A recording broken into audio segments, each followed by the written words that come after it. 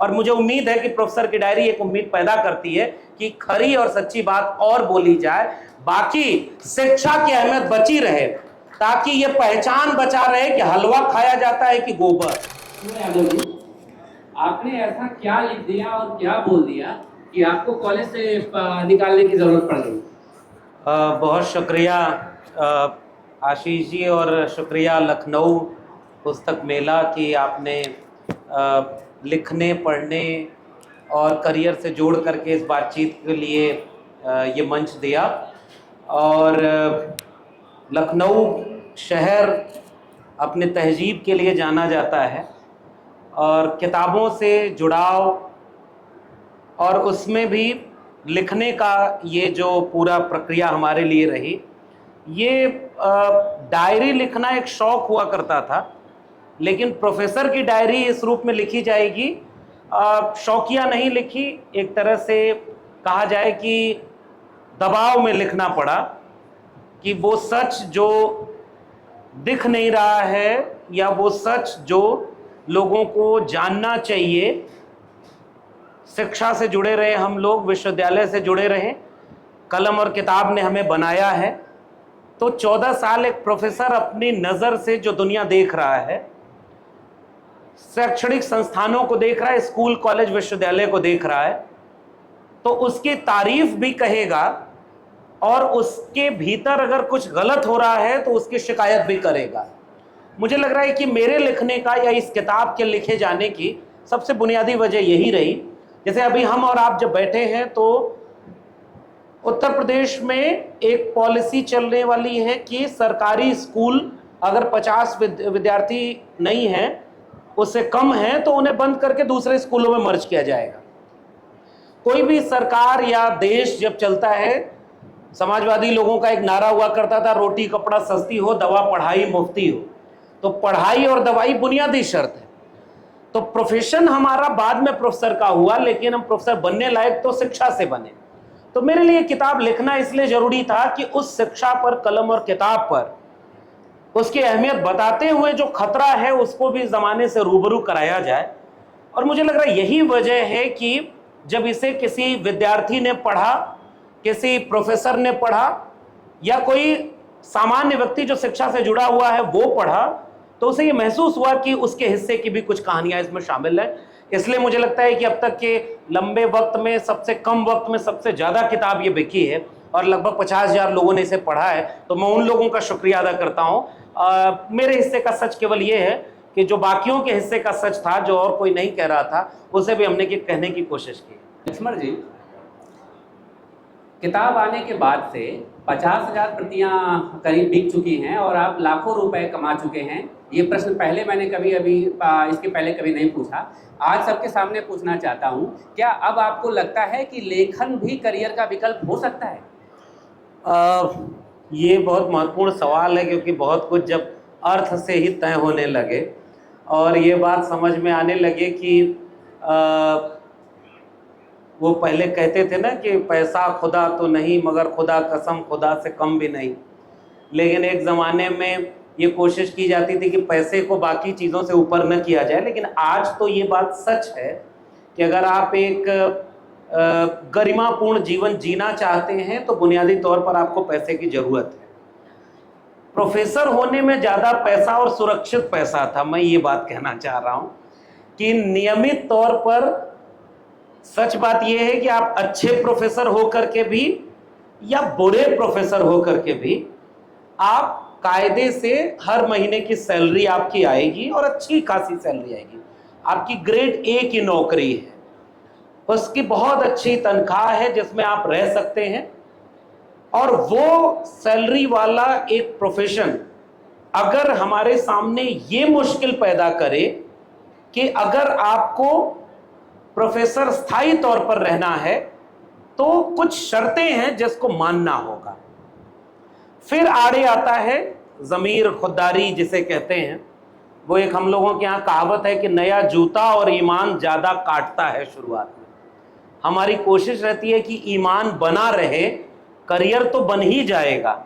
और वो भी जब आप प्रोफेसर से एक सवाल पूछ रहे हो कि आपने वो प्रोफेसर होना क्यों नहीं चुना जिसमें बाकी सब कुछ सुरक्षित है, वो करियर ज्यादा सुरक्षित है।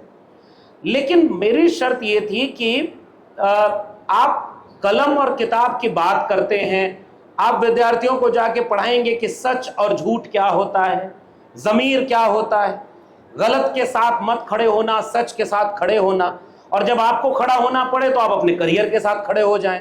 तो ये तो आजकल का दौर है, मतलब आप ये करियर इसमें बना सकते हैं। लेकिन ये पक्ष इसका बहुत महत्वपूर्ण है, जो आपके सवाल का दूसरा हिस्सा है कि क्या किताब लिख करके एक लेखक बन करके भी एक बेहतर करियर ऑप्शन भी देखा जा सकता है। मैं कहूं कि ये किताब अगर 50,000 बिक गई, इस बात को कहना है कि हिंदी, जिसे कहा जाता है कि दुनिया की कई बड़ी भाषाओं, ज्यादा बोलने वाले भाषाओं में अगर आप सूची बनाएंगे तो हिंदी का नाम ठीक ठाक ऊपर आएगा। लेकिन सच बात यह है कि हिंदी में लिखी जाने वाली किताबें करोड़ों बोलने वाले हैं, लेकिन पढ़ने वाले लाखों में भी नहीं है। आप याद करिए हिंदी की पिछली कोई किताब जो कई लाख बिक गई हो। कुछ किताबें हैं जिन्हें आज भी लोग पढ़ते हैं, जैसे भाई हिंदी साहित्य का विद्यार्थी रहा तो कबीर पर लिखी कोई किताब 700-800 साल होने को है, और कबीर आज भी रिलेवेंट हैं, पढ़े जा रहे हैं। लेकिन उनका करियर उस तरह से नहीं रहा। प्रेमचंद आज भी पढ़े जाते हैं, लेकिन आज के लेखक के सामने मुश्किल यह है कि वो जो लिख रहा है उसे पढ़ने वाले कितने हैं, बहुत कम है। मतलब अगर आप कह रहे हैं कि 50,000 किताब प्रोफेसर की डायरी बिक गई, और फिर हम पीछे पलट के देखते हैं कि ऐसा 50,000 किताबें बिकने का भी बहुत कम कुछ किताबें मिलेंगे, ऐसे अपवाद मिलेंगे। फिर पढ़ क्यों नहीं रहा है कोई? और अगर कोई पढ़ेगा नहीं तो लेखक लिख करके करियर कैसे बनाएगा अगर उसकी किताबें नहीं बिकेगी? अब सवाल यह है कि आप ये शिकायत, दो पहलू इसके हैं। या तो आप पाठक से शिकायत करिए कि अब पढ़ने वाले लोग नहीं बचे। भाई पढ़ने के लिए समझदारी चाहिए, चेतना चाहिए। आप फिर कहेंगे कि कैसे पढ़ा जाए, सोशल मीडिया ने, टेक्नोलॉजी ने किताबों को कम कर दिया है, लोग अब सॉफ्ट कॉपी ज्यादा पढ़ रहे हैं। ये बहुत सारी शिकायतें पाठकों से हो सकती हैं, लेकिन बहुत सारी शिकायतें लेखकों से भी हो सकती हैं कि शायद आप कुछ ऐसा लिख नहीं पा रहे जिसे लोग खोज कर, खरीद कर पढ़ें। मुझे लग रहा है कि अगर लेखक वह सच कहना चाहता है या कहता है जो कहना जरूरी है समाज में, और कोई और नहीं कह पा रहा है, कोई और हिम्मत नहीं कर पा रहा है।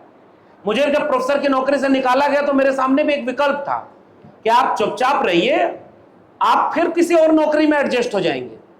लेकिन प्रोफेसर की डायरी जब मैंने लिखा तो मुझे कतई यकीन नहीं था कि ये 5-7 महीने में 50,000 बिक जाएगी। ये सच्ची बात है, लोगों ने पढ़ा। इसके लिए तो मैं लोगों का शुक्रिया अदा करता हूं। हमने तो केवल ये कोशिश की थी कि जुल्म के साये में लब खोलेगा कौन, और हम भी चुप रहे तो फिर बोलेगा कौन। केवल इतनी सी कोशिश हमारी थी, उसे लोगों ने पढ़ा है। इस लिहाज से अगर आप कहें कि करियर है तो मैं कहूंगा कि हां, लेखक बनने में भी एक बहुत सुनहरा करियर है, बशर्ते कि आप वो लिखें जो लोग खोज करके पढ़ें, और उसके बाद आपका किताब भी बिकेगी, आपको लोग प्यार भी देंगे, और मुझे लग रहा है कि पढ़ करके एक बेहतर दुनिया भी बनेगी। और आखिर में हम सब की ख्वाहिश तो यही है कि खूब किताबें लिखी जाएं, खूब किताबें पढ़ी जाएं, ताकि पढ़ने और लिखने का कल्चर बचा रहे, ताकि जो आजकल अनपढ़ होने के बाद भी बड़ा ग्लैमर है हर दिशा में, वो ग्लैमर बचे। पढ़े लिखे लोगों से दुनिया चले तो मुझे लगता है ज्यादा अच्छा रहेगा। आप दुनिया को बुद्धिजीवियों पर बोलते हैं, पढ़ते हैं, भारत के अलग अलग हिस्सों में आप बात रखते हैं, समाज पर, न्याय पर, लोकतंत्र पर। अब आप एक किताब के लेखक हैं। हमारे युवा यहाँ बैठे हैं, जैसे जो प्रश्न हमने सुशील जी से किया वही आपसे भी करता हूँ कि अगर कोई युवा लिखना चाहता है, अपनी पहली किताब छपवाना चाहता है, लेखक बनना चाहता है, तो उसके लिए आपके सुझाव क्या होंगे? बहुत बढ़िया है कि ये सवाल आपने पूछा। हालांकि हमारे देश में एक बीमारी बहुत बड़ी है कि जैसे पहली किताब आपने लिखी और बिक गई तो अब फिर आप मोटिवेशनल गुरु भी बन जाएं। इसका खतरा बहुत ज़्यादा है कि फिर आप किताब कैसे लिखें। जैसे मेरे लिए तो बहुत अच्छा है कि अगली किताब में ये लिख दूं कि बेस्ट सेलर किताब कैसे लिखी जाती है, और वो भी बिक जाएगी। लेकिन मुझे लग रहा है कि सवाल जरूरी है, लेकिन शायद वो हिचक अभी मेरे मन में है कि मैं सुझाव देने की स्थिति में हूं या नहीं हूं। एक किताब, मेरी पहली किताबें लिखने की अपने एकेडमिक जीवन की रही हैं, रिसर्च पेपर लिखा, एकेडमिक की किताबें लिखी, वो एक अलग अलग दुनिया थी। ये किताब प्रोफेसर की डायरी, अगर ये किताब आई तो इस किताब का कलेवर अलग है, इस किताब की पृष्ठभूमि अलग है, कहानियां अलग हैं। शायद ये वजह है कि इन कहानियों को लिखा किसी ने नहीं अभी, किसी ने इस तरह की बातें कि विश्वविद्यालयों में, स्कूलों में, कॉलेजों में क्या हो रहा है, उनकी अहमियत क्या है, कोई खेत में काम करने वाले किसान मजदूर का बच्चा जैसे ही स्कूल जाता है, बाबा साहब डॉक्टर अंबेडकर कहते थे सक्षत बनो, संगठित रहो, संघर्ष करो, तो शिक्षा की अहमियत क्या है और कैसे शिक्षा ने दुनिया को बेहतर बनाया है, इसकी कहानियां नैतिक शिक्षा की किताबों में बहुत सामान्य तरीके से कही गई हैं। लेकिन उसको इस तरीके से कहा जाए कि आजमगढ़ के गांव का एक बच्चा जो भैंस गाय चराने से लेकर के दिल्ली विश्वविद्यालय के पीएचडी, इलाहाबाद यूनिवर्सिटी का गोल्ड मेडलिस्ट में 14 साल प्रोफेसर बनता है, तो ये शिक्षा की बदौलत बनता है। मुझे लग रहा है ये किस्सा लोगों को पसंद आया कि हां, ये बात कहना जरूरी है कि कुछ और खतरे में नहीं होता। आजकल भटकाने वाले लोग हैं कि ये खतरे में, वो खतरे में, हम कह रहे हैं शिक्षा खतरे में। तो ये बात शायद लोगों को पसंद आई कि हां, शिक्षा खतरे में है, स्कूल कॉलेज विश्वविद्यालय खतरे में। यानी अगर आपको लेखक बनना है तो पहले ये चुनिए कि आप सच और हक की बात कह रहे हैं कि नहीं, किसी और के हिस्से का सच कह रहे हैं कि नहीं, नंबर एक। नंबर दो बात ये कि उस शिक्षा पर क्या खतरा है। बहुत तरह की चीजें, मैं भोजपुरी इलाके से आता हूं, लखनऊ में भी भोजपुरी के लोग भी बहुत हैं। लोकगीतों में, तमाम तरह की लोक परंपराओं में बहुत सारी बातें कही गई है। जैसे एक लोकगीत भोजपुरी में है कि नून तेल खा के भले जिंदगी बितैया, अपने न पढ़ला मगर बचवन के पढ़ैया, पढ़ लिख के ही केहू बनल महान बा, अब पढ़ा लिखा भैया कलमिये में जान बा। अब किसी ने, किसी बड़ी कंपनी ने, किसी बड़े लोगों ने इस गीत को कंपोज करके, बहुत प्रोजेक्ट करके, बड़ी बड़ी होर्डिंग लगवा करके नहीं बेचा। उस गीत में दर्द है, उस गीत में सच है, वो गीत लाखों लोग सुन रहे हैं। इसलिए अगर आप ये चाहते हैं कि आप एक बेहतर लेखक बने, तो इसका पहला बुनियादी शर्त यह है कि आप पहले बेहतर पाठक बने, आप बेहतर किताबें पढ़ें, अपने समाज को, अपने देश दुनिया को अपनी आंखों से देखें और हिम्मत करें सच बोलने की। वो सच जो कोई और नहीं बोल रहा है। भीड़ को लोग नहीं पसंद करते। बहुत, मैं भीड़ जब कह रहा हूं तो मैं किसी और किताब जो कम बिकी है उसकी अवहेलना नहीं कर रहा हूं। मैं कह रहा हूं कि जो किताब कम बिकी हो सकता है वो बहुत अच्छी किताब हो, शायद बाद में लोग उसे अच्छा पहचाने। लेकिन अगर आप दो काम करते हैं, पढ़ने का, यानी लेखक बनने के पहले लेखक होने का मतलब क्या है ये अगर समझते हैं, और थोड़ा जोखिम उठाते हैं सच बोलने का। सिनेमा जब हम और आप देखते हैं तो वो सिनेमा सबसे ज्यादा पसंद आता है जिसके हीरो या तमाम पात्रों का जिंदगी का कोई हिस्सा हमारी जिंदगी का हिस्सा लगने लगता है, और हमें लगता है कि हमारे हिस्से की लड़ाई वो लड़ रहा है, इसलिए हमारा नायक बन जाता है। लेखक अगर आपको बनना है तो कोई पाठक तब आपको पढ़ेगा जब उसे लगेगा कि प्रोफेसर की डायरी में उसके भी हिस्से का दर्द है या उसके भी हिस्से का सच है, तो लोग उसे खरीदकर पढ़ेंगे। मुझे लग रहा है कि दो ही चीजें जरूरत हैं। इन दोनों को अगर आप करते हैं तो आप बेहतर लेखक बन सकते हैं। और लिखना चाहिए, किताबें लिखें, किताब पढ़ें, पढ़ने और लिखने के संस्कृति को बचाएं। मैं तो शुक्रिया अदा करूंगा अपने प्रकाशक का और तमाम लोगों का और इस मंच के तमाम आयोजकों का कि इस बातचीत के लिए आपने मौका दिया। तो हम यही बात लोगों को आत्मविश्वास से कह सकते हैं, आप अच्छा लिखिए, अच्छा पढ़ने वाले लोग बहुत आपके इंतजार में हैं। बहुत बहुत धन्यवाद। अच्छा, आपने इतनी देर में 4 बार ये कम से कम कहा होगा कि अभिव्यक्ति पर संकट है या बोलने नहीं दिया जा रहा है, या आप कहते हैं कि बोलने के चलते आपको कॉलेज से निकाल दिया गया। मैंने भी इसे दोहराया। आप सोशल मीडिया पर बोलते हैं, आप ट्विटर पर, फेसबुक पर, यूट्यूब पर, हर जगह हैं, मिलियंस आपके व्यू हैं, तो अभिव्यक्ति का संकट है कहाँ? या कोई ये पॉलिटिकल नैरेटिव है जिसे आप कहते रहते हैं? नहीं, बिल्कुल ठीक बात है, बहुत गंभीर सवाल है और सही समय में पूछा गया है। आज की तारीख में, अब खैर राजनीतिक मंच है नहीं तो वो बात कही नहीं जा सकती क्योंकि लिखने पढ़ने का मंच है, लेकिन फिर भी लखनऊ में हूं तो मुझे याद आ रहा है कि अभी कुछ दिन पहले कुछ पत्रकारों के ऊपर मुकदमा हो गया था। अगर आप अच्छी किताब लिखें और किताब, जैसे मेरी किताब है, मैं उसका एक किस्सा बता दूं, बाकी बातें छोड़ देते हैं। प्रोफेसर की डायरी और लक्ष्मण यादव की किताब है। इस बात से ही संदेह पैदा हो गया कि इसे प्रकाशित कौन करेगा, लेकिन हमारे प्रकाशक ने यह हिम्मत दिखाई, उन्होंने इसको प्रकाशित किया और उन्हें भी यह बात पता चली कि इसको पढ़ने वाले लाखों लोग हैं। लेकिन सच बात यह है कि अभिव्यक्ति के संकट का अर्थ यह है कि अभी आज की तारीख में अभी हम यहां पर कोई ऐसी बात बोल दे तो मुझे लगता है आयोजक भी संकट में आ जाएंगे और आगे भी लोग संकट में आ जाएंगे, क्योंकि बड़े बड़े प्रोफेसर, रिसर्च स्कॉलर, पत्रकार संकट में हैं। और इससे यह समझ में आता है कि जो निजाम के हां में हां मिलाए फिर संकट नहीं है। कबीर पर भी संकट था। कबीर ने अपने समय का सच बोला, संतों ऐसा जग बोराना, सांच कहो तो मारन धावे और झूठे जगपति आना। तो वो अभिव्यक्ति का संकट यह है कि आप बोलते क्या हैं।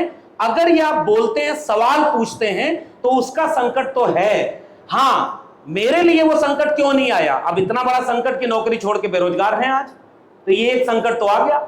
लेकिन दूसरा संकट ये है कि जो बात हम कह रहे हैं वो बात गलत नहीं है। संकट अभिव्यक्ति पर तब आएगा जब आपकी बात खरी कम होगी। मुझे लग रहा है कि अगर आप खरी बात बोलते, सच बात बोलते हैं, तो उसे बोलने और सुनने का मौका हर दौर में बचा रहेगा। और मुझे उम्मीद है कि प्रोफेसर की डायरी एक उम्मीद पैदा करती है कि खरी और सच्ची बात और बोली जाए, बाकी शिक्षा की अहमियत बची रहे, ताकि यह पहचान बचा रहे कि हलवा खाया जाता है कि गोबर। बहुत बहुत धन्यवाद।